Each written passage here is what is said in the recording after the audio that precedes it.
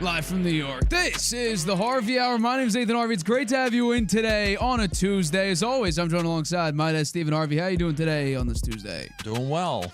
I enjoyed the games over the weekend. Looking forward to recap and also the last night's game, Giants and Patriots, which was pretty one-sided. In my big opinion. time. Just from the get-go, Patriots took their foot off the gas a little bit. We'll talk about that. It seems like all the good games were actually on Thursday. A lot of interesting matchups. Yeah, complete all upsets. That's what, I like to see.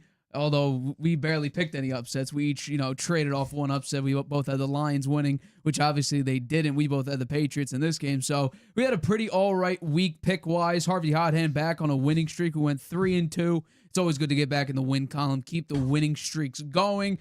This week's going to be another interesting week. Some massive matchups, which we're going to talk about probably the biggest one. Well, I think there's two massive matchups this week. Texans and Chiefs. That is the most important matchup. The Chiefs could win every other game. If they lose against the Texans, it's a sub 1% chance they make the playoffs. So this is the biggest game for the Chiefs this upcoming week. And most importantly, they could beat the Broncos. They could win out, but if they lose to the Texans, likelihood is they're not going to make the playoffs based on the Athletics playoff predictor. So we got a lot to talk about for this show. We'll be getting into that other matchup. What's that? You said there's another big game. What we're going to talk about later on in this show. Oh, okay. Detroit versus Dallas. That has massive playoff ramifications. But let's get into our first topic of today's show, which is indeed last night's game between the New England Patriots and the New York Giants, because the Patriots, they've secured their 11th win and extend their winning streak to now 10 straight games with their 33-15 win over the New York Giants. Drake Maye, 24-31, 282, and 2 touchdowns, along with Jaxson Dart having a pretty all-right game. He didn't play terrible. He went 17-24 for 139 yards and 1 touchdown. He also did have, 20 rushing yards as well, and got laid out by Christian Ellis. So he's got to learn how to slide or do something. He's going to get injured again, another concussion and whatnot. But here's my, actually, I want to do this first. This is Mike Vrabel, because I think this is an important soundbite to start with. This is Mike Vrabel talking about Drake Maye, throughout the season, and specifically his performance last night. He's realizing what he can be and what the impact that he makes on this offense, and being a conductor. He's hard on himself. I think that he challenges himself as well as his coaches, and he means a great deal to this football team, and just being able to not get rattled and escape or pressure and find Ramondre or scramble. And then when we do have time and he sees a guy win and put a ball, great spot there for Kyle to make a huge play, or Kayshawn down there in the red zone. So very appreciative that he's our quarterback. So my question to you is, how impressive were the New England Patriots last night in their big-time win? Very. The Patriots easily beat the hapless Giants and now have won 11. Their fans are euphoric and have gone to football heaven. The Pats' first team to reach 11 wins, the number 1 seed in the AFC, I think they're tied with the Broncos now, right? Well, no, they have one more win than the Broncos. They have one more win, but they have a bye coming up. So we'll see how the Broncos do this week. They were in control of the game against the Giants all the way, I thought. They played well in all three phases of the game, particularly the special teams. The 10 straight wins now, an 11-2 record. Vrabel is the third coach since 1970 to have a 10-game winning streak in his first season with a new team. The Giants lost their seventh straight, were poor in all phases of the game, just the opposite, I thought, of the of the Patriots. The Patriots were more physical, and you mentioned the big hit on Jaxson Dart, tiptoeing down the sidelines there instead of stepping out of bounds. He stayed in, and hey, that's a clean hit. I'm sorry. The Giants players got all upset. They got into a scuffle about it, but why? Dart was he was running down the sidelines. He wasn't stepping out of bounds, so he should expect that. And he actually said that after the game. He said, we're not playing soccer out here. This is a contact sport. I expect to get hit, but, getting knocked out and going out of two games and a concussion protocol doesn't help his team much. So he's got to be a little smarter out there, I think. Marcus Jones, one of my favorite players, 94-yard punt return for a TD to go along with his punt return for a touchdown in week 4. I think he's the best punt returner in the league, right? Who else has two for touchdowns? And I think he had another one in that week 4 game, which came very close. He got tackled, he ran it back. He got tackled in the red zone. So the guy is good in terms of punt returning. He's excellent. Giants led at halftime by 30-7. And I have a question for you after you give your take. Is there a problem with Abdul Carter? I don't get it. This is the third time he's been held out of the starting lineup in a game. He said stuff happens. The Pats have a bye now, and then Buffalo at home, which will be a big game. Well, that is off the field issues. That's dealing with meetings and missing stuff. So outside of that, yeah, I would say he does have an issue. He's not accountable. He has to sit out these games, and they're suffering because of it. So I do think that's off the field stuff. The New England Patriots, and people are going to complain about this, and they've said it since from the get-go. The Patriots have an easy strength of schedule. Blah, blah, blah.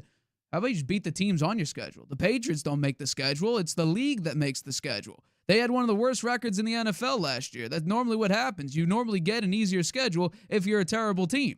Well, in the case of the Patriots, they have one of the easiest schedules in the NFL. And they also have similar strength of victories than teams like the Denver Broncos, but nobody's talking about the Denver Broncos because they're too focused on how poor their offense is. But for me, it's about wins when they matter. For instance, there's a number out there. How about this? Records against current playoff teams. The Patriots are the only undefeated team in that category.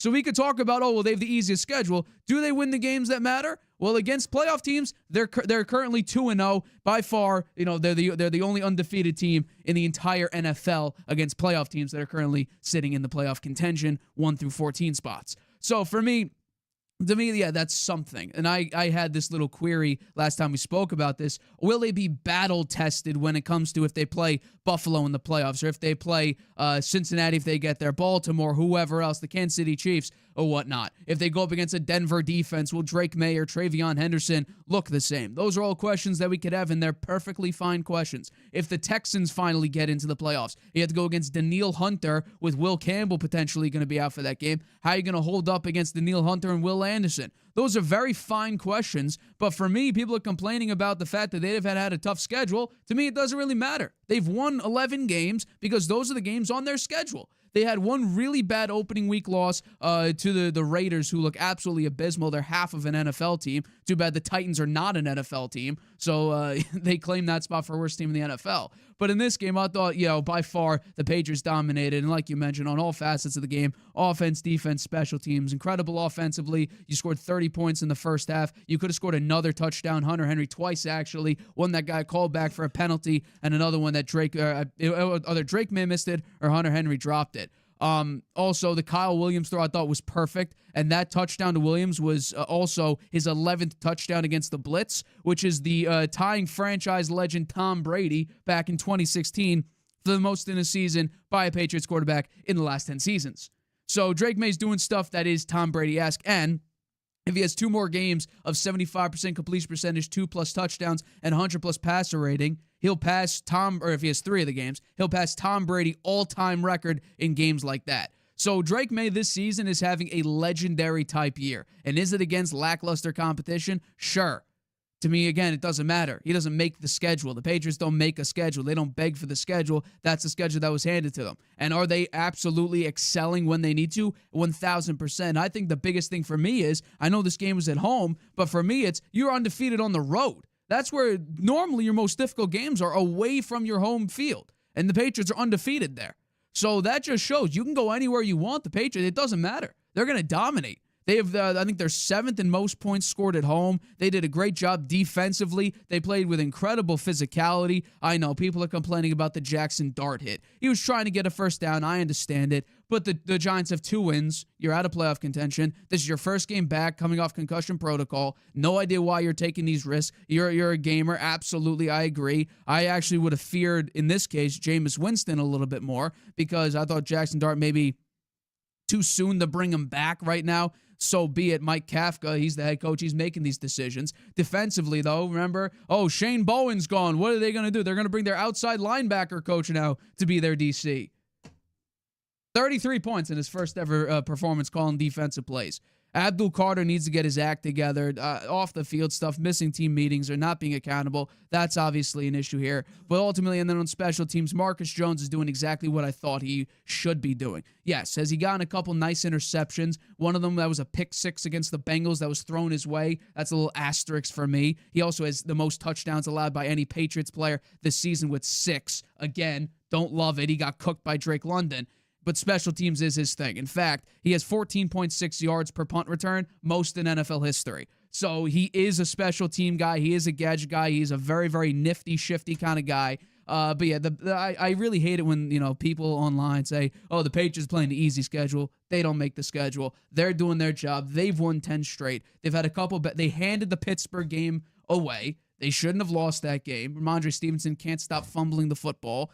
Week 1, new team, new coach, new OC, all of it. So, maybe give them a pass for that game. But they've been lights out ever since. And I do think, I understand it's crazy to think, second-year quarterback coming off, they just passed a couple weeks ago, more wins than they had the last 2 seasons combined. But this is a Patriots team that looks somewhat recognizable of the Tom Brady, Bill Belichick. And it's not that far off because think about it. Who's designing the plays for Tom Brady and for Drake Maye? And think about Mac Jones' rookie year having that same OC. That's an example of a guy who was a head coach, failed, but is a very, very good offensive coach. He didn't work out as a head coach, but he's a great coordinator. And that's Josh McDaniels. Think about this. And also, it's not crazy to think about the dynasty. And I know Belichick's not there. I know Brady's not there. But who knows about a dynasty on the Patriots? Oh, how about their head coach, Mike Vrabel, who was part of that first Patriots dynasty? Yeah. So this is a team that I do think deserves to be, you don't want to step in the Patriots' way. They're on fire right now. They're going up against, not great competition, but they've beaten the Buffalo Bills. They've come up in some big-time games. They've been down and out and have come back. They let their foot off the gas in this game against the Giants. But when you score 30 points in the first half, that shows you just how good the Patriots can be when they're firing on all cylinders. And the way Drake Maye's been playing, that throw to Kyle Williams, you can't place the ball better than that. Over the defender's head, right in the breadbasket, 1 step, 2 step in. You can't get better than that. The Patriots have missed that. The Patriots have missed that big time. It was an excellent catch as well. Yeah. Yeah, I think that bringing Josh McDaniel back to be the OC for Drake Maye was a stroke of genius. They talked about, they interviewed Drake Maye before the game, and he said that with McDaniel, he watches film of Brady playing, and the offense is very similar to what Brady ran. So, he's trying to emulate Brady, and he's doing a damn good job of it. Is their schedule, have they benefited from, some of the teams they played? Sure. But they managed to win those games. I agree with you. They don't make the schedule. Any given Sunday, any team can win. So they've had the number of games that you could say were trap games, and they didn't get trapped. The games that they lost, the first game of the season, that was, they're just getting going. And then the game against the Steelers, as you say, they gave the game away. I give Mike Vrabel a lot of credit. I think the character that he's given that team, the culture that he's built there in such a short period of time to be in this position, number one seed in the AFC, it's remarkable. And hats off to him.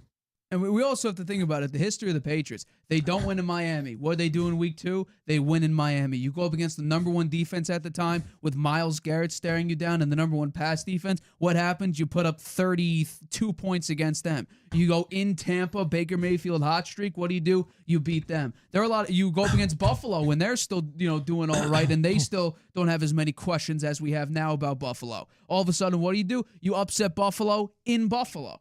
So you do all these things, and you play Buffalo again. You have all these statement wins. At some point, you got to be like, okay, well, they're not fraudulent. They're not like the 11-0 and one-score game Vikings in 2022, and they lost to the Giants. It was in round 1. They're not that team.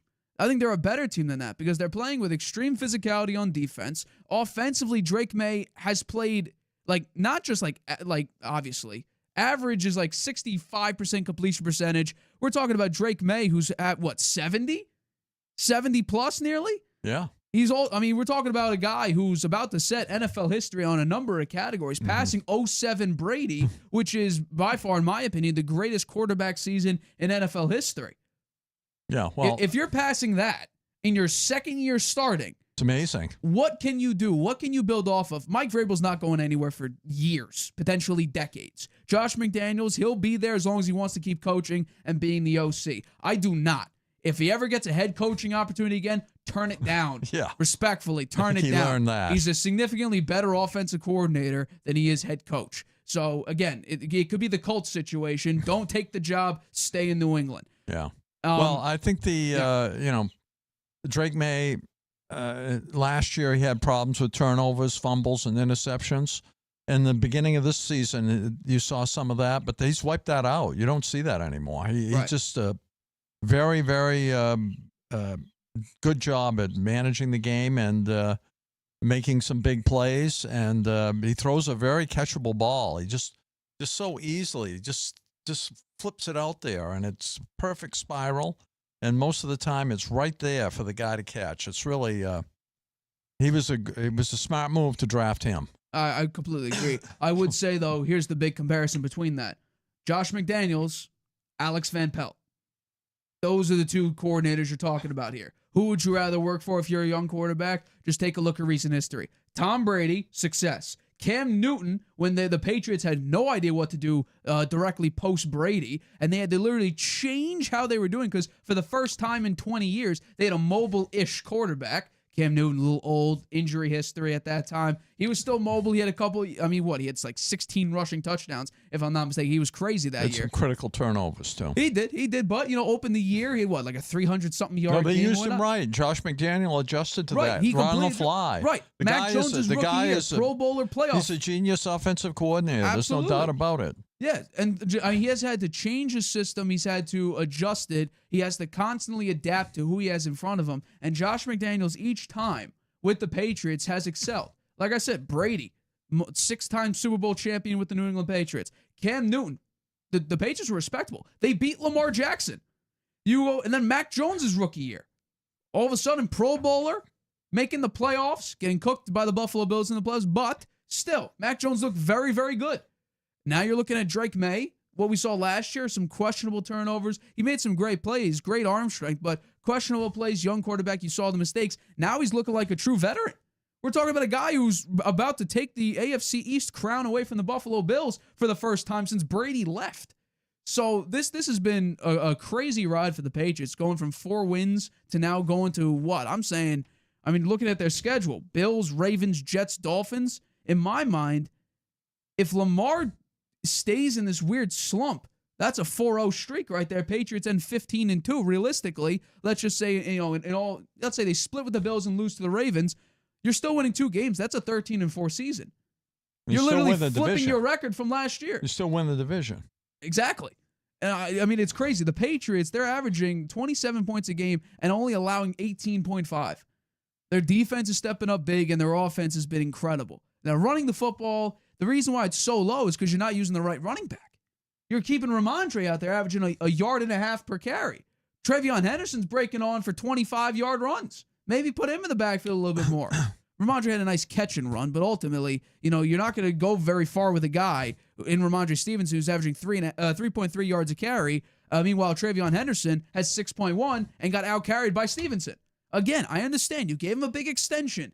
Play the guy that's more effective for you. TreVeyon Henderson. I think they want to have a balance there, running back. They don't want to use one of them too much and get them tired when they're expecting they want to make a deep playoff run. So they're going to try to keep the backs rested, and I think that would give them, kind of equal carries along the way. And maybe they'll use Henderson more in the playoffs. I don't love that idea if I'm Mike Vrabel, because I'm staring at a guy who's significantly better than the other one, and I have to play the other one just to create a balance. That's like saying I have to play David Montgomery if he's averaging 2.7 yards a carry and Jahmyr Gibbs averaging like 6. No, but we have to have that balance, though. To me, that balance has worked well for the Lions. Right, because I think David Montgomery's better than Ramondre Stevenson, and Jahmyr Gibbs is, I think, similar. One season they each had 1,000 yards. They've done that several times, right? They each have 1,000 yards. Well, this year, I don't think this year it's not going to be close. This year they got to do it. David Montgomery's done it in the past. It is a formula that can work. It is, but you have to have some serious playmakers, and the Lions do. It's just and David Montgomery had 1,000 scrimmage yards, not rushing yards, scrimmage yards. But yeah, ultimately, if you have those two running backs, yeah, exactly. But Ramondre's not David Montgomery. I think Montgomery's better than Stevenson. And I think that Henderson is similar to Gibbs, but Gibbs is better than Henderson, I think, by far at the moment. But I do see some similarities there. So Patriots got a big-time win. Giants, they only have 2 wins on the season, which, by the way, I have to go back in the tape. I may have predicted that. We'll have to go back and see. I think I did too. Yeah, just the schedule and the whole system set up. It makes you wonder why they got such a tough schedule when they had a terrible season last year.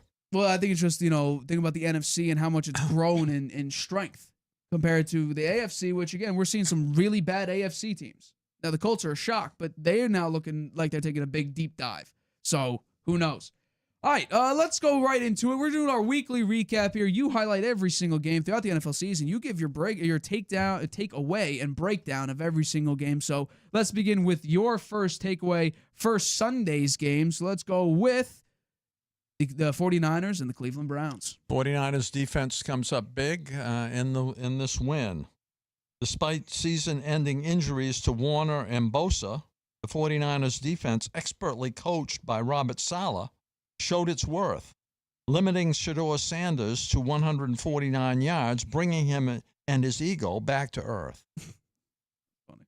The Browns led 8-7 late in the second quarter, but the 49ers scored the next 19 points and the game was basically over. All 3 49ers touchdowns came on short fields, 2 the result of recovering turnovers, and the other a 66-yard punt return by Sky Moore. So they had the short field. They capitalized on that, scored 3 TDs. Sanders started okay, 8 of 11, had a touchdown pass, looked pretty good there. They had that lead. But the Browns only had 76 yards of offense in the second half. So the 49ers made adjustments and the Browns didn't. McCaffrey was leading the league in scrimmage yards, had just 74 yards in this game. Myles Garrett has another sack for 19 now in total. He needs 4 more to break the record of 22.5 that's held jointly by Michael Strahan and T.J. Watt. So I would say Brock Purdy, he's not earning his 50. We talk about quarterbacks earning their $50 million. I would say 16 of 29, 168 yards and 1 touchdown doesn't cut it for me. Maybe it's the way they manage the game. I don't know. But I think they're a little – I bet down deep inside, the 49ers are a little worried about him. Yeah, I would say that, going up against this defense, which wasn't all that great, the Browns defense was very lackluster in large parts of this. Third down-wise, the 49ers were 11 of 17. And again, I don't think Kevin Stefanski is doing himself any favors by quieting the noise around him and Shedeur. They went for it on 4th down 4 times. They're not equipped to go for it on 4th down 4 times. They do not have the firepower whatsoever to go for it multiple times on 4th down, and they went 0 for 4. Now, the last one was like a 4th and 26 at the end of the game, and I think Shedeur tried running it and whatnot. So, again, the play calling was weird. I'm not one of these people are saying that, oh, Kevin Stefanski's sabotaging Shedeur Sanders. I don't believe that for a second here. But I think ultimately the defense, Myles Garrett did have a sack in this game, so he has 19 on the year. I think he's going to obliterate that record. The 30 might have been a little bit of a stretch. I just thought he could capitalize on a not great 49ers offensive line, plus Purdy still dealing with that injury. I don't think he's 100%. But no, I think that any average team could have capitalized on the way that the 49ers played. You shut down Christian McCaffrey. He had, 2.7 yards a carry? He had 20 carries on the day. I just think that this is a game where it's like, okay, let's just give the ball to McCaffrey. Let's just drain the clock out. And the Browns are doing what the Cleveland Browns normally do, play bad football. Yeah. So I think any average team would have put up a better fight against the San Francisco 49ers. It's really sad that the Browns are so poor because their defense is great. Yeah. They just don't have any offense. But I do think that Sanders earns the right to keep starting. Yeah, and he will start this upcoming week. And again, we finally have a double-digit QBR for Shedeur. He had a 16.1 in this game.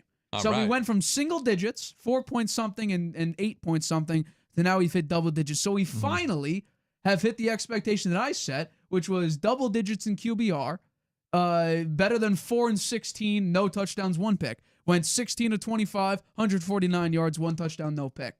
No intercept. We're growing. We're getting somewhere. And I just think that with all the hype and the personality around Shedeur, Browns fans are going to be Browns fans. They're going to lose football games. But now it's like Giants with Jaxson Dart. It's a little bit more exciting because you have your guy out there. Jaxson Dart is the Giants guy. Shedeur is the Browns guy. Yeah. So, they'll lose, but they'll lose with dignity. Yeah. So, no, I'm with you. All right, let's get the next one here. Okay. So the Jaguars blow out the hapless Titans. We predicted that. Jaguars 25, Titans 3. Jaguars easily beat Titans 25-3. At the end of the season, Tennessee's interim head coach Mike McCaw may want to flee. The Jags' third straight win to go 8-4, improving their playoff hopes. The Titans 1-11, lost their 7th straight and 11th in a row at home. That's got to be tough for their fans, huh? Go to the game just expecting, they're not going to win. They're going to lose. The Titans fans booed often and left early. I don't know if Santa was at that game, but I'm sure he would have left. He probably left too. He would have left. McCoy, he said, we've got to do a better job all around. It was sloppy. That's an understatement. Myers and Jacoby Myers and Trevor Lawrence, seems like they're starting to click. Myers had 6 catches for 90 yards and a touchdown. He's a good receiver. We know him well from his time with the Patriots. Absolutely. Titans had, I think it was overall kind of an ugly game. It was boring because the Jaguars were in control all the way and, had a big lead there. But to make it even uglier, the Titans had 10 penalties and Jaguars had 13 penalties. I mean, that's tough to watch. The Jaguars host the Colts next week, and I thought you might mention that as another big game. No. But to me, that's a big game. Lawrence, 16-27, 229 and 2 touchdowns. Not bad. ATN, they had no running game, basically. 12 carries for ATN for 28 yards, and Lawrence had 3 for 25. And Myers was the leading receiver, 6 for 90 with 1 touchdown. Brian Thomas was back for this game, but he didn't get many touches. Ward, 24-38, 141 yards. Not very good. Pollard, 10 for 60. And Okonkwo, 4 for 29 yards. That was their leading receiver. Pretty bad. Well, this is what I said. I said the Raiders are half a football team. The Titans are not a football team. Yeah. They are 1-11. There is no hope. Cam Ward, he was playing really good football. Now he still continues his streak of no interceptions, but this was not a good game for him. Against the Jaguars team that looked a little bit shaky here and there, Trevor Lawrence not playing all that well, and he still hasn't played tremendous football. Like, he's not playing what his contract says he should be playing. The Jaguars, like you said, could not run the football. The Titans, on the other hand, actually had some success running the ball. But the game was so far out of reach that you can't run the football because you got to make up ground throwing the ball. So, no, I think right now, a lot of the noise is around Shedeur. I think that if we really take a look at it, there could be an argument if Shedeur plays all right football that the 5th round pick, maybe you oversaw what Shador could be, and Cam Ward playing the way he is, maybe he had a very good PR team, and that's why he got drafted first overall, because he's not playing like a first overall pick whatsoever. He has played a little better. He's been under a lot of pressure, too. He's the most sacked quarterback in the NFL, so that's got to affect your psyche a little bit. Well, Caleb Williams didn't look this bad. Especially late down the stretch, he wasn't throwing interceptions. No, but Caleb Williams now has an excellent offensive coach. His rookie year, he was getting killed back there. He won 69 sacks. Eberflus, the Bears, they fixed their coaching staff now, and I think that makes a huge difference. Cam Ward doesn't have any coach, really. Right? His coach got fired. His coach got fired. He was supposed to be the quarterback deliverer. Brian Callen, and he wasn't. So he got canned, and McCoy, that's not his strength. So, Ward is he's a work in progress, and he needs to get a good coach. Well, it depends on who's out there. And I think right now, you look at that, and you look at a first overall pick quarterback. The Titans are not an attractive team. What do they have going for them? Not much. Exactly. So you're not going to go there expecting to all of a sudden turn it around like Mike Vrabel did with the Patriots, or like Ben Johnson did with the Bears. That's not. This is a 6-year rebuild. Mm-hmm. They'll be interested in the job, though. They'll be interested in the job because there's only 32 of those jobs. I mean, well, and they pay well. This is a job expecting to get fired. That's what this job is. This job is an early one where you can make the mistakes. You probably get 2 years. Like Brian Daboll will not take this job. Brian Daboll, I guarantee you, would rather be a coordinator somewhere. I don't know 100%. About that, Nate. I don't think so. You think Brian Daboll would sign up to be the Titans head coach? Yeah, sure. To fail. No. To fail. This is not an attractive job. He wouldn't look at it that way. He said, I'm going to turn it around. I'm happy to take that job. Yeah, but no one in their right mind Anybody would take the head coaching job for the Titans rather than being a coordinator somewhere. I guarantee you. Andy Reid could not turn this Titans team around. Except Josh McDaniel. No, here's the thing. Andy Reid could not turn this around. Kyle Shanahan couldn't turn this team around. You look at any of the top coaches around. Mike Vrabel, he should have still been this head coach. At this stage in the game, he's not going to be able to turn this around if he was the Titans head coach going into next season. There's too many moving pieces that need to be moved. You have no running game. You have no offensive line, even though you spent a number of draft picks recently on the offensive line. J.C. Latham and Peter Skoronski in the past couple of drafts. You spent a bunch of money on Calvin Ridley. I'm sure he's kicking himself not getting paid $30 million to be on the New England Patriots. Yeah. You also paid a bunch of money to snag L'Jarius Sneed away from the Chiefs. He hasn't been great. You don't really have anybody. They have some people on the defensive line. Yes, on paper, you have a couple of really great guys like Jeffrey Simmons. But again, it's like they're not doing much. They're dying out there. They're rotting on a bad team. They're great players rotting on a bad team. So I don't think that this job is attractive whatsoever. The Jaguars, they did what they had to do, go in and be a very, very bad team. And that's exactly what they did. And with this win, they now are in the lead for the AFC South, overtaking the Indianapolis Colts. So the Jaguars are doing what I hope they would do, and they are one barrier ahead of the Chiefs, as are the Steelers right now and the Texans, both out of the playoffs, but 1 and 2 steps ahead of the Kansas City Chiefs from making it into the playoffs. So they're doing America's work in keeping the Chiefs out of the playoffs, which I think all of America wants. Maybe not ratings departments, but I think a bunch of people are ready to see Kansas City after their prolonged success in their playoff, voodoo, penalty, black magic, whatnot. I think we're ready to take a break from all of that, I think, for at least one season. So yeah. Jaguars are doing their part. The Titans, I'm going to keep saying it until I see something different. They're not an NFL team. The Raiders are half a team. Kicking themselves for firing Mike Vrabel. I would 100% agree with you with that. What a mistake. 100%. All right, let's get into the next game here, which is the Texans at the Colts. This is a great game. I watched this game. Stroud returns and leads Texans to victory. And Texans 20, Colts 16. The Colts have lost 3 of 4, and Daniel Jones is playing hurt. C.J. Stroud returned from injury and gave the Texans a winning spurt.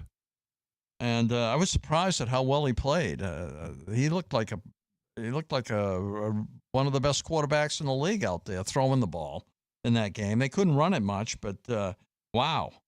He was making some big throws out there. After winning their first 8, the Colts have lost 3 of 4 and 2 straight. So Jones is playing with a fractured fibula, and was 14 of 27, 201 yards, and 2 touchdowns. Didn't look like it was bothering him much. Maybe they gave him a shot or something, but he didn't seem to be bothered by it. And because he didn't get hit on it, so, that probably would have hurt. Taylor, I think this game, for the Colts, Taylor didn't show up as much as he needed to. He managed only 85 yards on 21 carries and didn't score. The Colts missed an extra point early in the game. It came back to haunt them, as they could have tied the game late with a field goal when it was 4th down. They could have kicked the field goal to tie, but they were behind by 4, so they had to go for it on 4th down, and Downs dropped. No, it wasn't Downs. It was another pass, but it was incomplete, and that was really the end. Stroud returned after 3 games with a concussion and played well. 22 of 35, 276 yards, no TDs, and 1 interception. They struggled to run the ball. Marks had 19 carries for 64 yards. The critical pass interference call on Moore in the early in the fourth quarter, on 3rd and 15, that one, the strike and Steichen, yeah, he went wild on the sidelines on that call. I don't blame him. I mean, that didn't. They said it was some sort of pick that the guy did, but it sure didn't look like that. I think that was a very bad call. The play clock also appeared to had run out at that point. So they said that the field judge or the back judge watches the clock go down to 0, and then he quickly looks down to see if the ball hasn't been hiked yet. And he said it had been, but I don't think so. I was watching the game, and it didn't look like it. So some questionable calls in this game, a very close game. I don't think the Colts should give up here. They played very well in this game. They could have won it. They could have tied it and sent it into overtime if the field goal kicker hadn't missed an extra point. He did get fired today, and they had to sign the former Saints kicker, so he's already out of a job as of 2 hours ago. So, this game is exactly what I said. I said on the show, on Friday's show, this game is weird. And that's why I picked the Texans. This is one of the Harvey hot hand bets, which we obviously hit. Daniel Jones is pressured on 57% of his dropbacks. He was under duress all day, and you could see it. He was trying to get the ball out lightning quick. He really, and especially when blitz, 2.1 seconds time to throw. So he was trying to get it out fast. He did not look very comfortable. He had a couple great throws, especially one to Alec Pierce. But ultimately, this is not a team that's going to go far. If your offensive line, which was great early in the year, all of a sudden is now tripping up, and your quarterback is playing with a fractured fibula. I just think that this Colts team is slipping. It's slipping fast. It's slipping hard. The defense, especially with Sauce Gardner, it's not looking like an Achilles. It's looking like a calf strain, which obviously lingers. You're not always fully healthy. It could come up at any point. So I'd look out for that a little bit. It's not looking good for the Colts right now. And this defense, Kenny Moore, by the way, on that same drive, he got penalized for a defensive holding, which was declined. So Kenny Moore was penalized 3 times in this game. So, and again, he got cooked against the Chiefs, against Rashee Rice. He was getting absolutely smoked by him. Why was Sauce Gardner on Tyquan Thornton late in the game? I have no idea. Ask Lou Anarumo. But yeah, no, I think ultimately they got to figure something out. This defense is not great. They're good against the run. They're okay against the run. They really suffered against the pass. I don't think C.J. Stroud is that good, really. Well, I mean, he's good, but he's not. Is he that good? Yeah, I do think he's that good. I mean, you could say he might have been a little rusty coming back after being out for 3 games. He didn't look it, and maybe it's because the Colts defense was giving him the throws. Yeah. No, and I also would say that Daniel Jones missed a couple really good throws. There were a couple drops in this game. I think he played pretty well, though. I wouldn't say considering the circumstances, the reason they lost. But he was not the reason they lost. I put more of the not blame, but the responsibility on Jonathan Taylor. They couldn't run the ball. I mean, and they're going up against the one. Maybe they have the best defense, the Texans, by at this far. point. I agree. Yeah. And that's why I think that this week, Chiefs-Texans is going to be an absolutely insane matchup. And I think that we're probably going to talk about that on Friday because this is the marquee matchup that the Chiefs have for the rest of the year. Again, if they lose this game and sweep out, based on the Athletics playoff predictor, there's like a sub 20% chance they make the playoffs. And based on if you go through it and pick some of the games, it's a less than 1% chance if only a couple other teams win. Like if the Chargers keep winning and the Jaguars keep winning, the Chiefs are really going to be shut out from the playoffs. And if the Steelers get to their 9-8 record somehow, well, then they're going to be completely out because the Texans seem to be on fire. And then the way the Colts play, that's where maybe a tiebreaker comes into play. If it depends on who's getting the 7th seed, if the Colts keep slipping, it's going to be interesting to see. This was the Colts' first loss at home, so I think it's going to be interesting to see how they rebound after this one. But no, a really good win for the Texans. C.J. Stroud back with this incredible defense, offensive line for the Colts. 57% of his dropbacks Daniel Jones was pressured on. So it was a great game for the Texans. So if they continue this, they're going to be in the playoffs, I think, and they may do another C.J. Stroud one playoff game, one playoff win, and then exit on the very next round like they have the last 2 seasons. So good win for the Houston Texans. Colts got to figure something out. All right, let's go to the next one here, which is the Saints at the Miami Dolphins. Nobody watched this game. But the Dolphins continued their winning ways. The Dolphins have surprisingly won 3 in a row. Is it possible Mike McDaniel will save his job and continue leading the Dolphins show? The Dolphins are now 5-7. Could they wind up with a winning record? They have the Jets away. Let's say they win that game. Although the Jets have been playing better, and now they have Nick Folk out there kicking field goals from 56 yards. So the Jets are playing better, but not, they're very beatable. So maybe the Dolphins should beat the Jets. The Steelers are falling apart, right? So maybe they could win that one. Ooh. Now they would be 7-7. Then they play the Bengals, and that's at home. I don't know. Joe Burrow looked good. Has he resurrected the Bengals, and they're going to make a run here? They have the outside chance with how poorly every of the teams play in their division. So that might, I say, maybe they find a way to win that. They're playing at home. Wow. The Bucs they have at home, I'd say maybe they lose that one.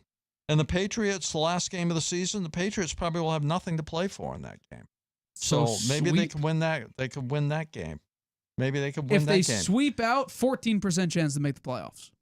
No, I'm not talking about making the playoffs. I'm talking about a winning record. Oh, winning record. A winning record, a 9-8. You're losing 4 games. If they do that, or if they let's say they go 8-9, I think McDaniel keeps his job. Wow. And that's a surprise, really, in my mind. The Saints beat themselves in this game. Micah Fitzpatrick had a fumble recovery and an interception, and those hadn't happened. The Saints, they only lost by 4 points. They could have had more points. The defense is playing better for the Dolphins for sure. A chain rushed for 134 yards on a TD. I think he's definitely their best player. Phone call mid-show. Sorry. All right, you want me to take over? I got this. We good? That's okay. We're good? All right, we're good. Sorry. Okay, the Saints have lost 6 of 7, trailed 16-0 at halftime, but made it 19-7 with 1:17 to play. They recovered an onside kick. How often does that happen? Then they went 4-0. Tyler Shug finished 239 yards and 2 TDs. He's playing okay. I think he's somebody that could be a keeper. The Dolphins won despite Tua's performance, 12 of 23, 157 yards, no touchdowns and an interception. He leads the league with 14 interceptions, matching his career high, and he's getting paid $50 million a year. So, looking at the stats, Sugar played Tua by a lot, 26 of 38, 239, 2 TDs and an interception. And Chain was the player of the game, and he's the best player on the Dolphins for sure, with 134 yards, and big reason why they won. Well, yeah, I also think that last drive, by the way, Minka had a pick on a 2-point conversion, so it didn't count as a pick. He did run it back to give the Dolphins 2 more points, but what I thought was really weird, and I was shocked Kellen Moore did this, which they had an opportunity to win the game, and on that final drive, they did have 1 timeout. They could have run it once to at least get the first down or do something. Instead, they threw it 3 straight times, which to me didn't make a lot of sense. There was 1 deep shot as well, and then Chuck had to run up the middle for nothing. So I thought it was a weird game plan very late. They actually had an opportunity to win this game.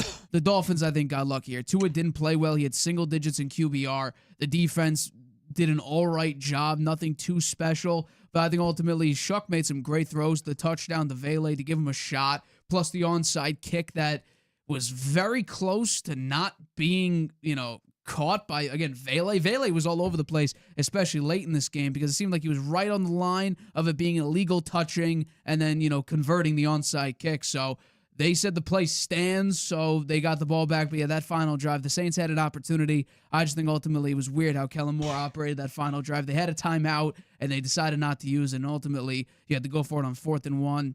I think you ran a QB sneak and you just didn't get it. So the Miami Dolphins, I don't think that they're going to have a winning record. I think they're losing their next four out of the last 5 games of the season. Maybe they win next week. That's a maybe. I think the Jets have a very good shot at beating them. I got to look at the spread to see what it is, but I do think Jets at home, they're now learning how to win. They just won last week as well in a shocking win against the Falcons, and they played very well. So I think that there's an opportunity for the Dolphins to get upset here. But you're right. They're on a little bit of a winning streak here. Saints had an opportunity. The defense is playing better. It is playing better. It's playing shockingly well. Yeah. I also would say Darren Waller being back was huge. He was their leading receiver, only 2 catches, but 47 yards. So him being back obviously helps Tua a lot, but Tua needs more than just one guy coming back. Having 12 of 23, no touchdowns, 1 pick, again, single digits in QBR. He's not a good quarterback. But just based on the financials, Dolphins are stuck with him. So they're going to be screwed for the next year or two. So I would say unless something gets changed, unless all of a sudden the new GM you bring in, retools the offensive line and fixes up the defense and, adds another running back. So I don't think Jalen Wright or Ollie Gordon is going to do anything too spectacular for you, or maybe trades away Tyreek Hill or whatnot to get more draft capital. It's not looking good for the Dolphins here and now because the Patriots are getting better. The Jets are going to figure something out, I think. And then the Buffalo Bills, they're the Bills. They're obviously going to figure something out to be relevant. So AFC East is not going to change very much. I think it's still going to be Patriots, Bills, with the Dolphins and Jets fighting for last place. So I think that, it's not looking good if you're the Dolphins fans. You think McDaniel loses his job then? They like him too much. Really? You think he'll stay even if they lose 4 of their last 5? I think that for some reason, Stephen Ross likes him too much. He thinks he's a too valuable it'll be up to asset. the new next GM. I think that's what. I think Ross is going to punt to the new GM. It'll be interesting to see whether first they of all, pick who that McDaniel. is, Yeah. and then if they decide, because you're stuck with Tua regardless. The financials don't make sense unless you could do what the Broncos did and get like a $100 million cap hit from Russ, and then draft your next quarterback because Russ was so bad. Draft your next quarterback, a third way into the first round. All of a sudden, he's your franchise guy, and you're saving tens and hundreds of millions of dollars because you have a good quarterback on a rookie deal. So the way they worked the Russ cap situation over the past couple of years and are still very relevant, I think that's incredibly impressive. If the new GM could do that with the Dolphins and Tua, maybe you got a shot. But again, Mike McDaniel being this offensive guru, Tua looks lost out there, respectfully. All right, let's go to the next one here. The Falcons at the Jets. We were just talking about that. Yeah, we're just talking about the Jets. Jets beat the Falcons on the leg of a 41-year-old Folk. And my takeaway on this one, I should have known better than to pick the Falcons, who put me in a hole. I didn't expect old man Folk to win it as time ran out with a 56-yard field goal. But he did. On a cold, damp day, 41-year-old Folk, Nick Folk, kicked the game-winning 56-yarder, which he said was his limit. He told him before the game, that's as far as I can go out, as 56. Bouncing back from earlier 55-yard miss, which was his first miss of the season. Before that, he'd gone 20 for 20. So give him credit, man. He's 41. He's still doing it. And maybe he can't kick a 60-yard field goal, but he's consistent, man. 20 for 20, and he did hit the 56-yarder as time ran out to win the game. And that just made it in. Made it in on the lower left-hand side of just over the crossbar. But it was good. Tyrod Taylor actually had a pretty good game. I mean, not often you see a Jets quarterback have a good game. He's 19 of 33, 172 yards and a touchdown. And he ran for 44 yards, too. And he didn't get hurt. So that's pretty good for Tyrod Taylor. The Jets, 3-9, snapped a 2-game skid. They got the ball with 35 seconds to go and 2 timeouts at their own 43. Taylor had a 14-yard run and 2 passes, 1 of 10 and 1 of 5 to Mitchell. Mitchell, that's looking like a pretty good trade now. Sauce Gardner can't play. He's got a calf strain. And Dante, or whatever, how do you pronounce his last name? Adonai Mitchell. Adonai Mitchell. A.D. Mitchell. A.D. Mitchell. He's playing well for the Jets. He's their number one receiver right now with Wilson out to set up the winning kick. They led the Falcons led 24-17 with 8:46 to play, but they failed again. And now they're 4-8, losing their 6 out of 7 now. Kirk Cousins coming out of the darkness, played reasonably well, 21-33, 234, a touchdown, no interceptions. Bijan Robinson had a great game, 142 yards rushing, 51 yards receiving, and a TD. The Jets got second turnover of the season on a fumbled fair catch, so good for them. Two turnovers recovered now. That's pretty horrible, but maybe they're moving in the right direction. And so, the Falcons had the stats to look like they would win the game, but they didn't because of the old man folk. Well, yeah, I think that the Falcons, first of all, have one of the worst kickers in NFL history, Zane Gonzalez, who has an 87.5% field goal percentage this year, and for his career, it's 80.5%. That's not good. You don't want that, and he missed a field goal in this game. I'm sorry, the Giants have the worst field goal kicker in the league. Well, Younghoe Koo, there's a reason why he got released by this team early on in the season because he missed a game-winning field goal. The Giants will release him. He couldn't even hit the ball. He kicked the ground. Huh? Well, they already got rid of their other kicker who missed, the extra points against the Denver Broncos. Yeah. So it just shows you. And also Graham Gano is all banged up this year as well. He's always dealing with something. But, the offense for the Falcons was fine. It's a defensive woe. Go up against Tyrod Taylor, who, by the way, this is what I've been saying. The offense just looked a little bit better with Tyrod Taylor out there. And based on the numbers and based on the eye test, Tyrod Taylor has been a better quarterback than Justin Fields. He has more average first downs per game. He has more passing yards. He has more touchdowns per game. All of it. Like, Tyrod Taylor is a better quarterback than Justin Fields. Fields right now in their win over the Jets, he went 6 of 11. That's Justin Fields for you. Tyrod Taylor's out here slinging the ball. He had 33 attempts. Yes, will he have a turnover there and a turnover there? And is there that injury history risk? I still don't. He's not the future for the Jets by any stretch. But he keep him as a backup. He's a very serviceable backup. Yeah, he's not getting any younger either. He had a QBR of 79.6 out of 100. Yeah. He was cooking. Also, he played well. I mean, it just shows you when you get decent quarterback play, the Jets can be competitive. They just have, since Mark Sanchez was there, and even early in his career, after a while, he was terrible too. They haven't had anybody, so. Well, their best quarterback in recent history was Ryan Fitzpatrick, 2015. That was their best year. I think Todd Bowles was the head coach then. But no, A.D. Mitchell finally scored his first ever NFL touchdown. He should have had it earlier on the year with the Indianapolis Colts, but he decided to throw it out of the back of the end zone. I don't know if I would do that on my first touchdown if I ever had one, throw it out of the back of the end zone. But no, 8 catch, 102 yards and a touchdown. He played great. Again, we have to figure it out because with Justin Fields, it looked like a horrible trade. He kept dropping passes and whatnot. With Tyrod Taylor out there, he looked fine. We'll have to wait and see. I do think the Jets have a shot against the Miami Dolphins this week. The Jets, though, they're learning how to win. That's their big thing. They're a losing franchise. They're a terrible team. Them and the Giants, neck and neck for the worst team in the last decade. So we got to tone it down a little bit. The Jets got to learn how to win. That was Aaron Glenn's big thing entering the year. We're not worried about playoffs or expectations. We're hitting the reset button. We don't care about playoffs. They're learning how to win here. Going up against the Falcons and winning a game like this and capitalizing on some bad Falcons defense late, it was a good sign of what things can come. They definitely need to draft a quarterback. I would agree with you there. Yeah. It's just a question of, do you wait until maybe next year or the year after to potentially next get year, the next draft, they need to draft a quarterback. Interesting. Maybe 2. Maybe 2. Do the Kirk Cousins RG3? Is that what it was? That worked out okay for the Commanders. Well, that's because RG3 broke his leg or something like that. So, yeah, maybe. But, all right, let's go to the next game here, which is the Rams at the – what a game this was. Rams and Panthers. Panthers stunned Rams with 3-point victory. I couldn't believe this. Rams 28, Panthers 31. 3 turnovers by Stafford and 3 TD passes by Young resulted in a Rams loss that smelled like dung to me.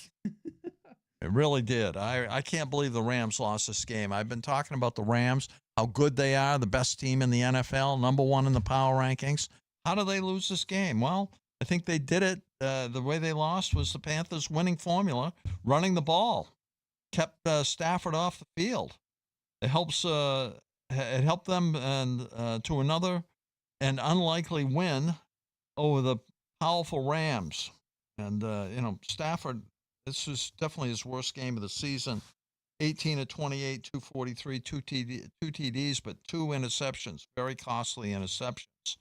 Now the Panthers are 7-6. They're a half game behind the Bucs for the division lead. It's their best start since 2017.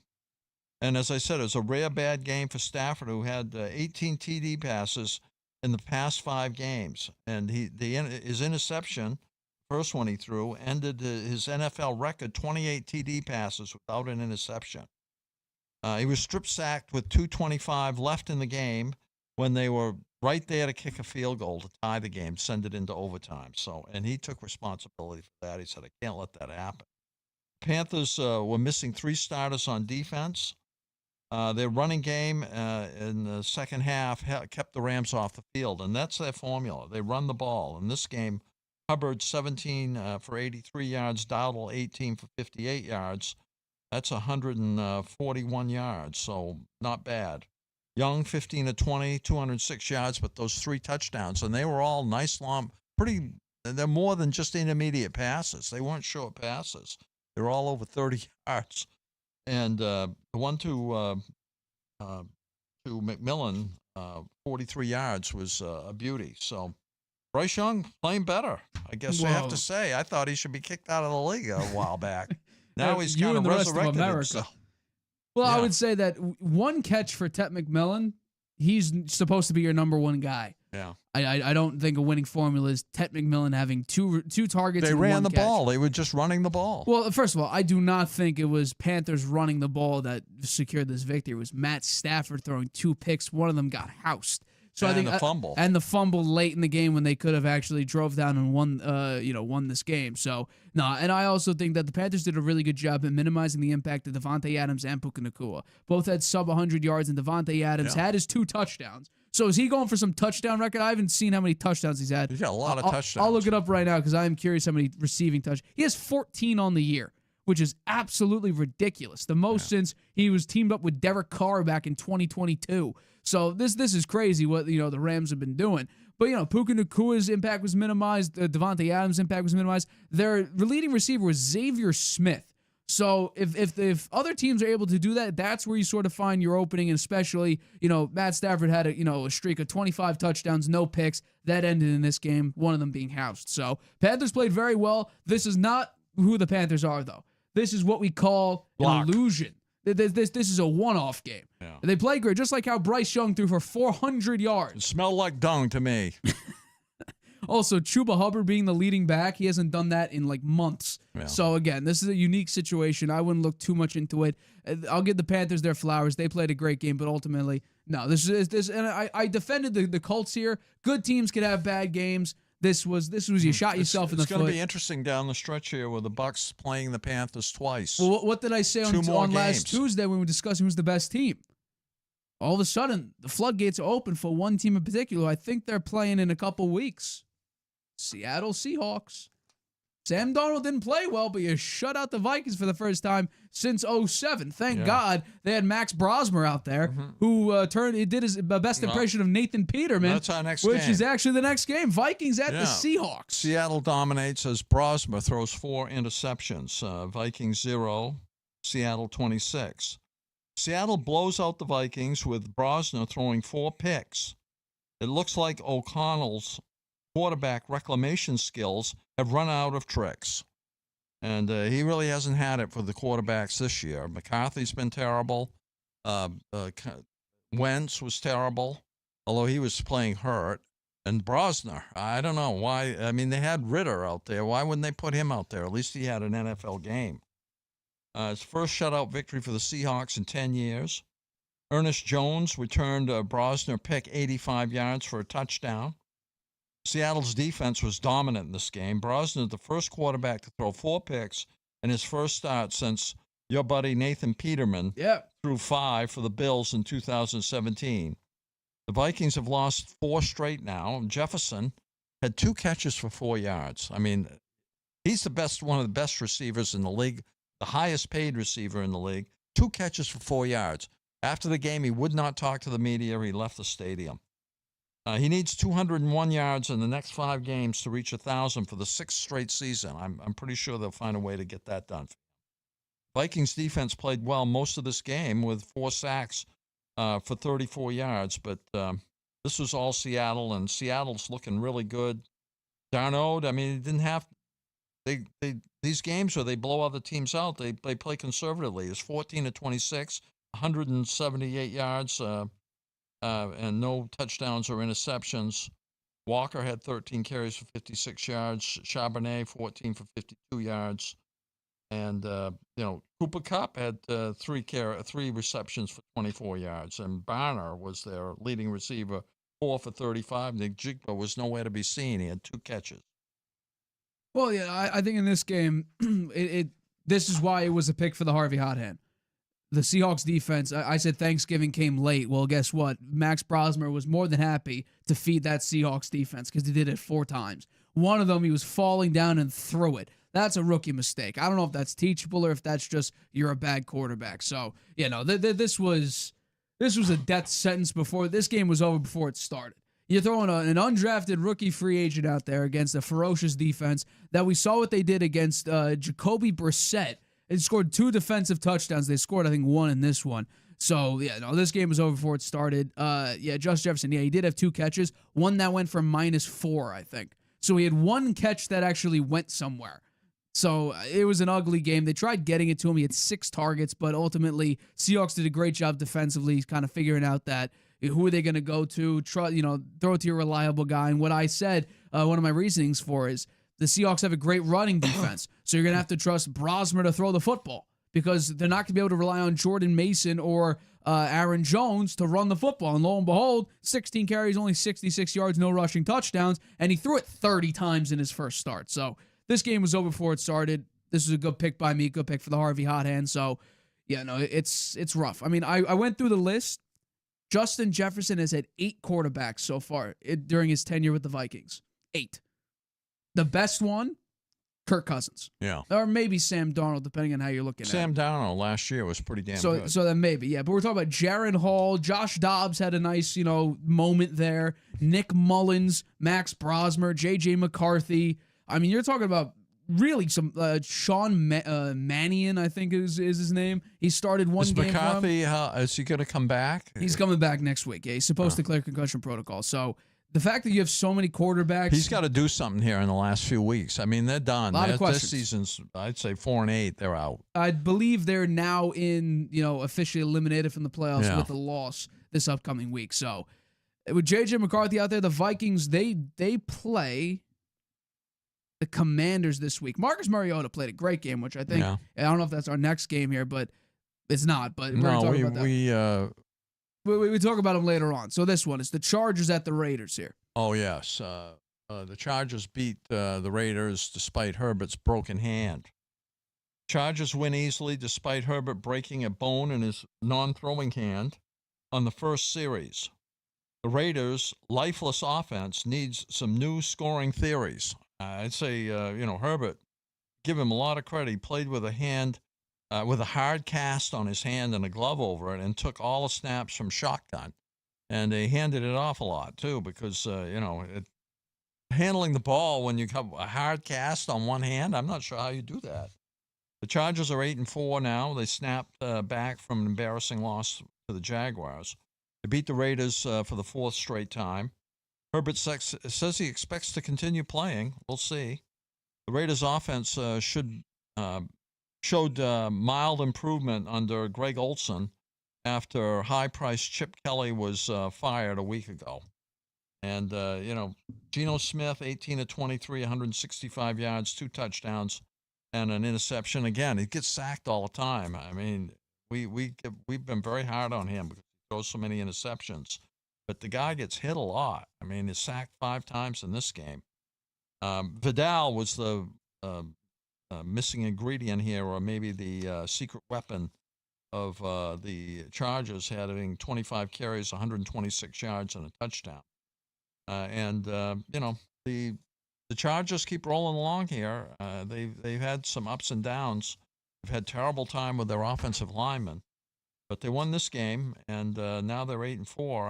I'd say they got a good shot making the playoffs. Well, I think that this was incredibly impressive because even with a broken hand, you have to realize we're down to like fourth string offensive linemen, and they're still able to operate an offense that's, relatively effective.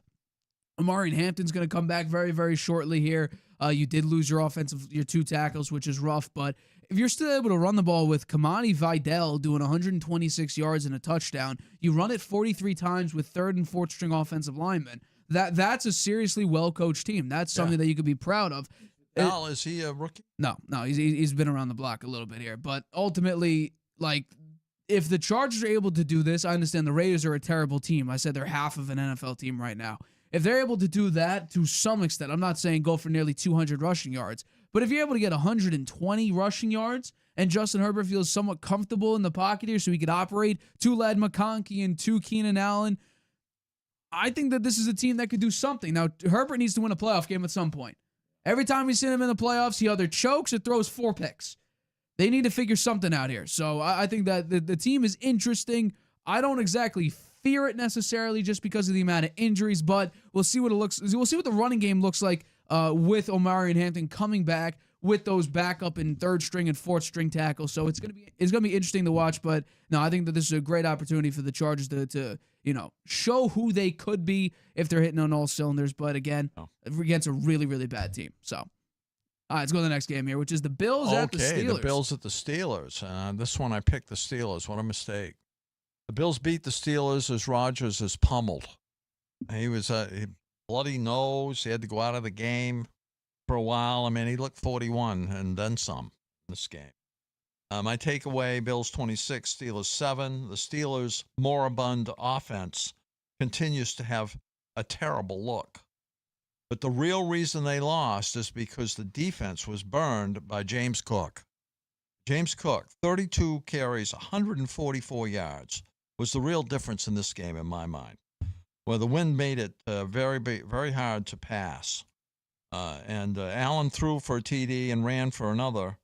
Rodgers hammered by Bosa, fumbled, which was scooped up by Benford for a 17-yard score. He had to leave the game for a series with the bloody nose, and while Mason Rudolph was in there, he managed to throw an interception. So his Steelers just looking terrible. Pittsburgh falls to 6-6 now, and in a tie with the Ravens, they've lost 5 of their last 7. Rodgers 10-21 for 117 yards. I mean, it's just pitiful. Allen 15-23, touchdown and an interception. Cook, he cooked him. 32 carries, 144 yards. And Davis also had 9 carries for 62. So they had over 200 yards rushing. That was the difference to me in this game. Well, I think that the most disappointing part was the defense because that's what I thought would excel here. The Bills are down their 2 starting offensive tackles, and he looked comfortable. He looked fine. He operated a very decent pocket with, again, the weapons he has around him, which are not all that great. But we're talking about a guy who was pressured on only 32% of his dropbacks, which is not that bad compared to some of the other guys. He only had 9 total pressures. So I think right now, this was a massive little chink in whatever the Steelers' armor is left over here because this is a team that needs some help. They let go of Darius Slay. They're bringing in Adam Thielen. I don't think that's the issue. Rodgers took a shot at his receivers. Again, I don't think the issue is receiving talent. I don't know where people are getting this. I think DK Metcalf is fine. You have some talent around you.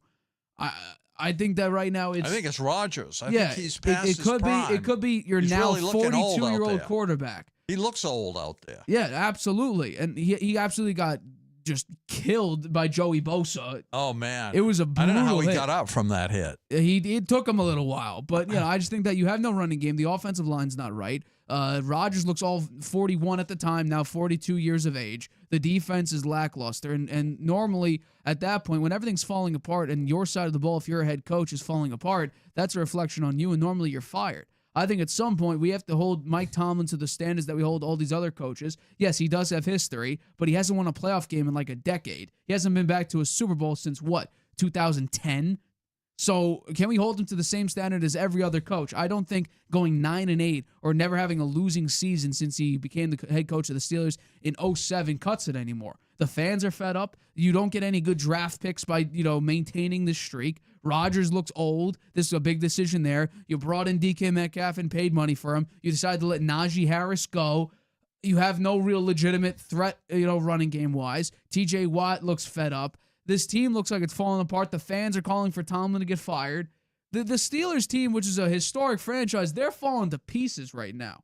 And I think that we look at Rodgers, and I told you this. I think it's a really bad reflection of Rodgers. You have Zach Wilson, Trevor Siemian, and Tim Boyle for 2 years, go 7-10 with the Jets. Rodgers' first year with the Jets, and you add Devontae Adams and a healthy Breece Hall, they go 5-12. You just went 7-10 with 3 bum quarterbacks and Breece Hall out for the year. Oh, maybe Cincinnati's going to win the division. Now you go to Pittsburgh, a historic franchise. A lot of people think a well-run franchise. Well, they have 6 wins. And you obliterate Tomlin's streak of a winning season that's been active since 2007. That's a bad look for Rodgers. A really bad look for Rodgers. It's not over yet. They may still have a winning season. It's 6-6 right now. Right. You need 3 wins. Ravens, Dolphins, Lions, Browns, Ravens. Your 2 shots, Dolphins, Browns.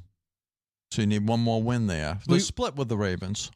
If one of them was on prime time, Tomlin's record against AFC North on Thursday Night Football, I don't think he's won his last several games.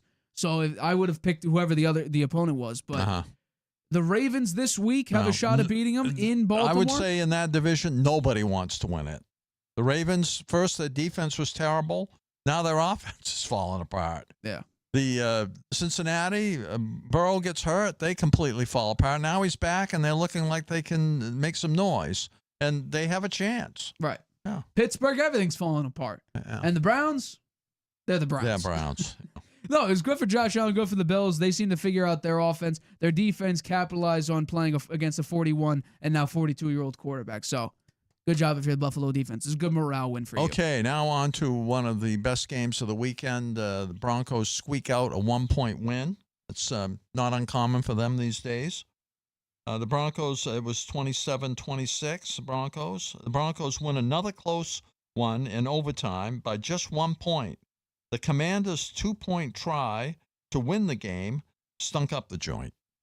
I'm not sure. I guess I understand why they went for it. I mean, their record is so poor, and they aren't going anywhere now.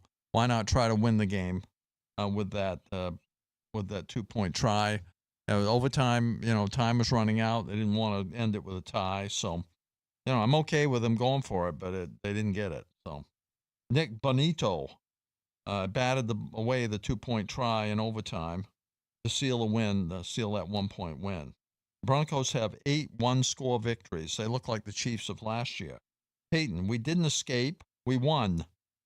Washington has consecutive overtime losses and a 7-game losing streak.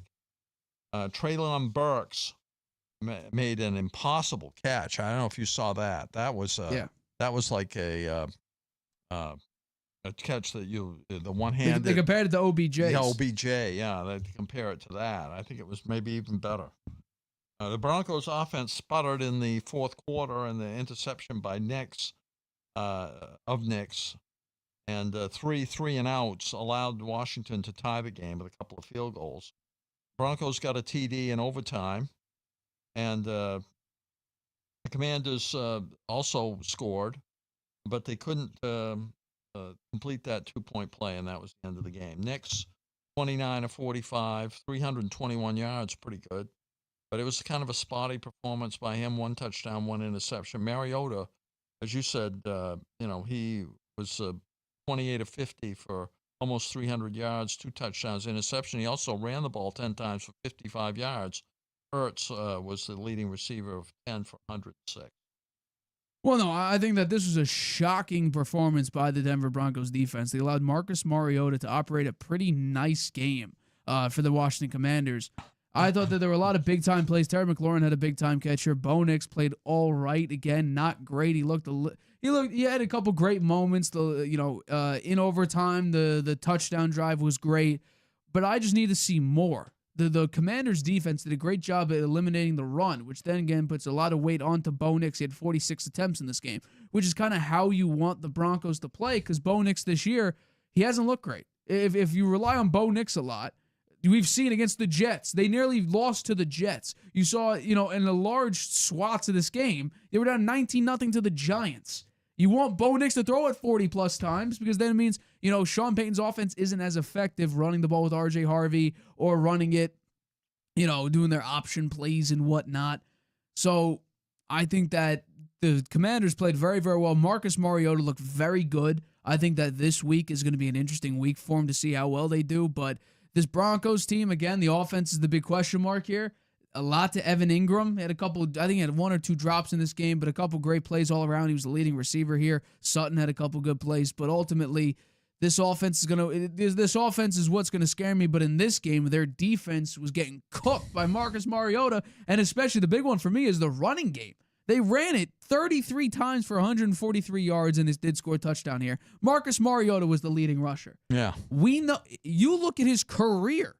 He's a mobile quarterback. Yeah. With Tennessee, he was mobile. You look at anywhere he went, he was mobile. He would run around a lot. They didn't put a spy on him. They didn't respect his legs. They allowed him to run for several first downs. He had a 19-yard run in this game. Yeah. Yeah, well, the Broncos found a way to win it, and they have a great coach. I say that. I think a lot of those wins, those very close wins, having Sean Payton as your coach makes a difference. Let's get into the next game here, which is the Cardinals at the Buccaneers. The banged-up Mayfield leads Bucs to victory. The Cardinals 17, the Bucs 20. Despite Baker Mayfield playing with a shoulder injury, the Bucs found a way to come up with a victory. The Bucs hold off the Cardinals to maintain their lead in the NFC South. The Bucs defense got the stop when they needed it in the fourth quarter, breaking up a fourth and 2 pass intended for Wilson. The Cardinals had come back from 17-3 deficit, and midway through the fourth quarter, McLaughlin's 57-yard field goal halfway through the fourth was the difference for the Bucs. Bucs snapped a 3-game losing streak, improving to 7-5. Now they have a half-game lead on Carolina, who they faced twice before the end of the season. Mayfield says we're in playoff mode. I give Baker Mayfield a lot of credit. I mean, he ran the ball 3 times for 25 yards, despite having that banged-up shoulder. He didn't even practice until Friday. And he was 18-28 for 194 yards and a touchdown. If he hadn't played, they wouldn't have won this game. Well, yeah, and I also think that I feel bad for Jacoby Brissett, because he's tried to put this team tried to put W's in the game columns here for the Cardinals. They just can't find a way to win. Their defense comes up short. They have no running game. Bam Knight is your starting running back after James Conner and DeMarcado are dealing with injuries. So you're stuck with what you got, and you're trying to figure out one way to win. I mean, Trey McBride is a very dominant tight end. I have him on my fantasy team. He's been great as of late with Jacoby Brissett, and Marvin Harrison Jr. coming back from appendicitis. He had a very good game in this one, too. And what I find interesting is Jonathan Gannon is keeping Kyler Murray on IR. He has not brought him back yet. I do play another game. Why would they bring him back? Well, because obviously he's a competitor. He wants to play. But I do think that this is, maybe partially to get him to heal up. But I think that putting him in IR, I think is more of a soft benching, just because he hasn't played well this season. I just think that they're done with him. Brissett has played very well. Yeah, he had 300 yards passing in this game. Yeah, 2 touchdowns. And we realize he just set the NFL record for completions a couple weeks ago. Yeah. So he's tried his very best, but the Cardinals are just not a good football team. Their defense isn't great. They were dealing with injuries on defense. They don't play complementary football. 100% they don't. Chad Ryland, again, I'll always mention him. Former Patriots kicker, was the worst kicker in the NFL. He went 50% on field goals. And finally, the last one that we have here, which we already spoke about, which is the Patriots, the Giants and the Patriots game. So, you want to give your take on this one, or you just want to, bypass this one? Yes, I think I did. I already said the Patriots easily beat the hapless Giants and now have won 11. Their fans are euphoric and have gone to football heaven. I say that again. I'm one of them. I'm in football heaven with the Patriots. I never expected them to be this good, this fast under Mike Vrabel. Well, yeah, I think that's the shocking part. The Giants, Jaxson Dart's got to figure out a way to slide. Otherwise, he will get popped if he keeps trying to tiptoe, the out of bounds line. He will get popped again. Foolish on his part. I agree with you. Mike Vrabel, again, the rebuild. Now people are questioning what the definition, like how do teams take 10, 15, or sometimes in the case of the Miami Dolphins, 20 plus years to figure out how to do a successful rebuild. The Patriots took, 2 years? You go from Belichick, fail. Well, I guess. I say 1 year. Well, if you want to go 1 year. They played terrible last year, too. Well, the year before as well, Belichick 4-13 that very last year. So, but under Drake Maye, they were terrible. Right, yeah. But, yeah, there was back-to-back really bad years. So, if you want to say 2 or 3 years, sure. Mike Vrabel should be the coach of the year. I agree with that. I don't think he's the favorite. Who else would be his competition? Sean McVay, baby. Sean McVay lost to the Panthers, huh? Well, the Patriots lost to the Raiders. That was the first game of the season. So? I'm just telling you, this may be how the people vote. So, let's see. Can I get an updated, here we go, the updated Coach of the Year odds. Ben Johnson. Ben Johnson, yeah. That would be the competition for Vrabel. Liam Cohen is number 3. I could kind of see I don't know about that. I don't like that guy. First of all, here's what's crazy. Liam Cohen, Kellen Moore, Jim Harbaugh, and Pete Carroll all tied for 3rd. No idea how Pete Carroll's on that list. Zero idea. Yeah. Zero idea. Those are the odds for you. Sympathy. I guess so. All right, we're going to take a very, very short break, but coming up, I think this is the game of the year for one of these teams who are trying to make it into the, actually both these teams are trying to make it into the playoffs, but this team desperately needs this game. We'll talk about that and who needs this win more. So make sure you stay tuned. We'll be back in just 30 seconds. Using Wi-Fi without NordVPN could mean sharing your private stuff with more people than you think. Stay safe on public Wi-Fi. Get NordVPN's special offer and encrypt your internet connection. NordVPN. Online security starts with a click.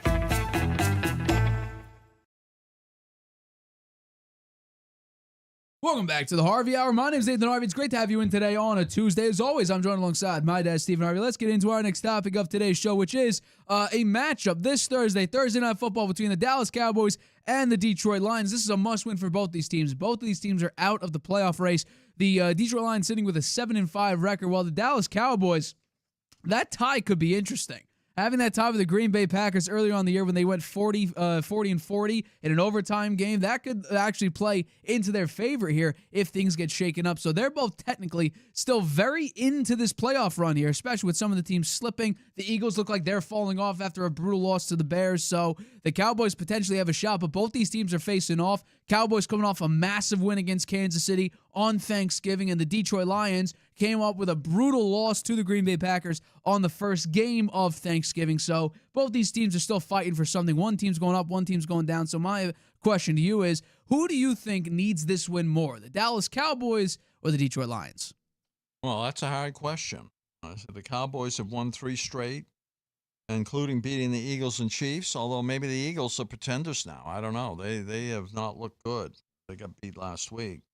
The Lions have lost 3 of their last 5, so are they really a competitive team now? Will St. Brown play? He had an ankle injury. It's questionable. Campbell now 0 for 7 his last 4th down tries. Lions won this game last year 47-9, but they're a very different team now than they were then. Can the Cowboys stop the Lions' running game? I think that's key. The Cowboys have had their running defense has been a sieve, but it's improved now since Jerry Jones went out and made those trades and Overshawn came back. Goff having a good year now, 70% completion percentage, 3,025 yards, 25 TDs, only 5 interceptions, 110.2 passer rating. Gibbs has over 1,000 yards, 170 on 175 rushes and 10 TDs. Dak Prescott almost 70% completion percentage too, 3,261 yards, 25 TDs, 8 interceptions, 102.4 passer rating. And Pickens, I think he's taken over as the number 1 receiver for the Cowboys, 73 receptions, 1,142 yards, and 8 touchdowns. Who needs this game more? I would say the Cowboys need it more because their record is not as good as the Lions. But I don't know about the Lions. I think that they're playing at home. They generally play well at home, but they've lost 3 of their last 5. The Cowboys are on a roll. They have a lot more confidence now, having beat the Chiefs. So the Lions beat the Chiefs too, though. So I think this. I agree with you. This is a game. Lions didn't beat the Chiefs. I thought the Lions beat the Chiefs. No, they lost to them. They lost to the Chiefs. Yeah. Oh, sorry. But I think my recommendation to Dan Gamble is to stop gambling quite so much. When there's an easy field goal to kick, you should kick it. And I think that will help your cause a lot. I'm afraid I'm going to have to take the Lions -3. Ooh, wow. You decided, I don't want to give that away yet. You went with the Cowboys against the Chiefs. And that was crazy at the time. Chiefs were 3.5-point favorites. You got the hook right at the +3.5. Now you're going Lions. That's interesting. All right. No, you know what? I'm going to change. No. I'm changing. I'll go with the Cowboys. I don't know why I opened my mouth about that. I want the Cowboys. I don't know why I opened my mouth. No, I'm taking the Cowboys. I'm so torn on this one, but I'd we'll like give you to some see time. the Cowboys win Tuesday. this game. It's only Tuesday. I like Dan Campbell a lot, so we'll give you to Thursday. Okay. Yeah, you don't need to make a prediction right now. No, this is going to be this is why I said they think this is one of the biggest games, because the NFC, we see teams falling. I mean, the Rams just lost to the Panthers. We see teams rising. We look at the Dallas Cowboys after going 3-5-1. Now all of a sudden they've won 3 straight and they look like a serious playoff contender already. They have a lot of work to do, but they are inching their way closer to making the playoffs. For me, though, this is the biggest game on their schedule because they could lose to the Chargers, but this is the most important game. They could beat the Vikings. They could beat the Commanders. They could beat the Giants. This is the biggest game on their schedule, 1,000%. And I think that's going to be very important what they're going to do, because their strategy of the last 3 games, getting everybody back and making those trades after the bye week, after getting obliterated by Jacoby Brissett and the Arizona Cardinals on prime time, looking that bad, something changed, and the trades that they made have carried over, and the health that they got, the health that they obviously brought back with bringing in Logan Wilson and Overshown coming back and all that. Quinnen Williams was massive. The moves they've made have worked out beautifully. I don't know if they've changed something defensively, but something's working. Getting all those guys healthy and back has been a key.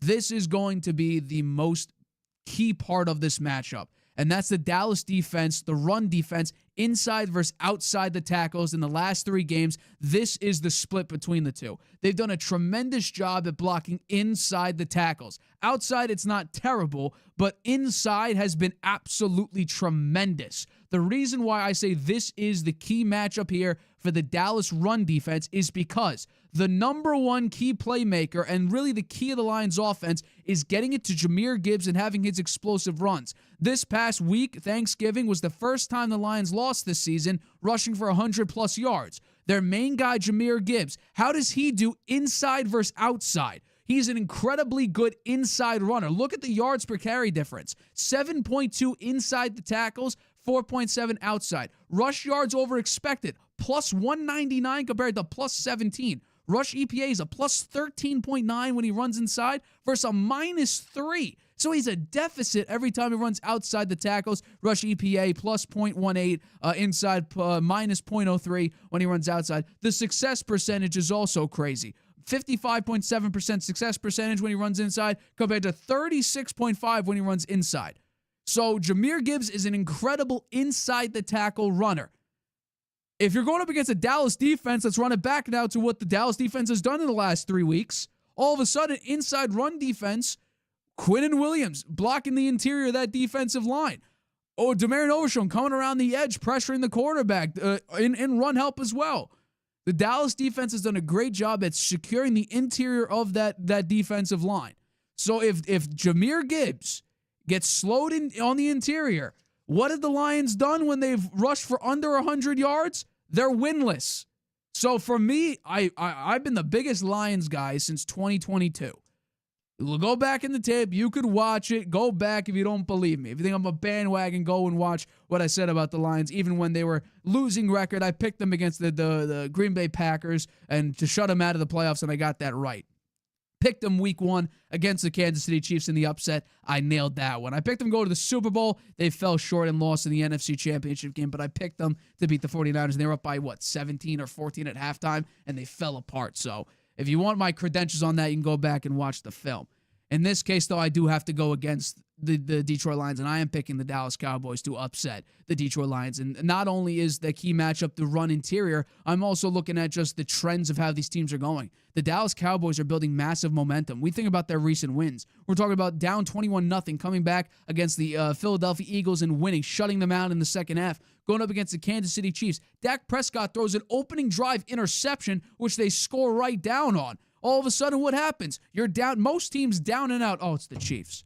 Dak Prescott threw another pick in a big-time game. They don't. They keep up. They keep fighting. They win 31-28. George Pickens, I think I agree with you right now. George Pickens has become the Dallas Cowboys' #1 wide receiver, which then means CeeDee Lamb, some teams may be focusing on George Pickens more than CeeDee Lamb, which opens up the game to CeeDee Lamb more than it does George Pickens. So, and especially in this game with Terry and Arnold being on IR and Amir Robinson getting cooked. We remember last time he was 5'9", going up against a 6'4" Christian Watson, 3 catches for 70-plus yards and a touchdown. This is a bad matchup for the Detroit Lions. I understand they haven't lost back-to-back games since 2022. That was my big thing this year. But I cannot deny what's in front of me. The Dallas Cowboys are on the up right now. The Detroit Lions are falling apart. The offense looks weird. The defense is nowhere to be found.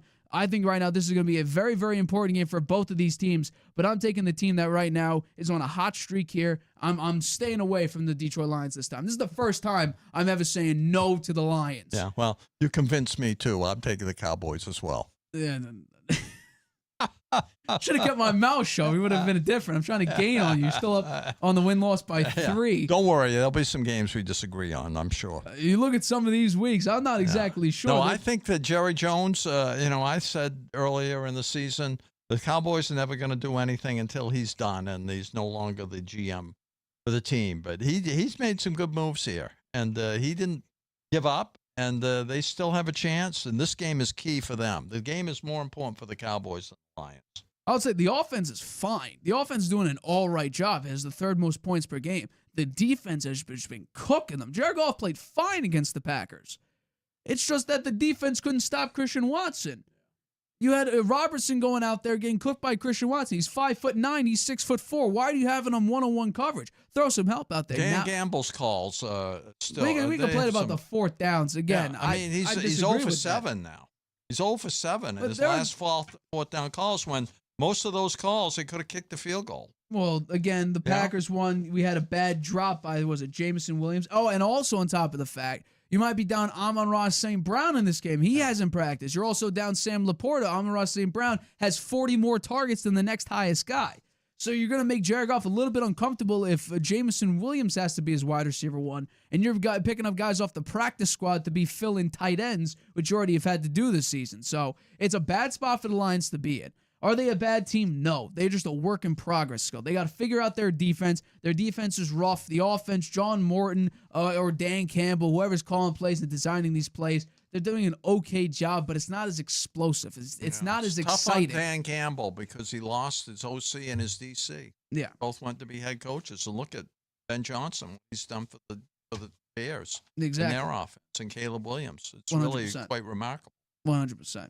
All right, that does wrap up today's show on the Harvey Hour. We thank you for the constant support as always. Make sure you hit that subscribe button down below and the notification bell to get notified whenever we upload a video, whenever we go live. But for this episode of the Harvey Hour, my name is Nathan Harvey. That's my dad, Stephen Harvey. We have been your co-hosts of the Harvey Hour. You can catch us Friday. We're going to be covering this game, Thursday Night Football. We made our picks here. We'll definitely break down this game through and through, as well as make all of our Week 14 picks. Season is it's flying right by. Patriots are on a bye week, just so you know. So it's going to be rough. We'll have to see if the winning streak continues post-bye when I think they play the Bills. The Bills coming out of the bye, which will be interesting. Bills are at a disadvantage, in my opinion, there. You have a whole week to prepare for them, so we'll see. But yeah, that'll all be covered on Friday's show, so make sure you stay tuned, and we'll see you there Friday right here, 6:30 p.m. Eastern, right here on YouTube. Hi, Grandpa. Using Wi-Fi without NordVPN could mean sharing your private stuff with more people than you think. Stay safe on public Wi-Fi. Get NordVPN's special offer and encrypt your internet connection. NordVPN. Online security starts with a click.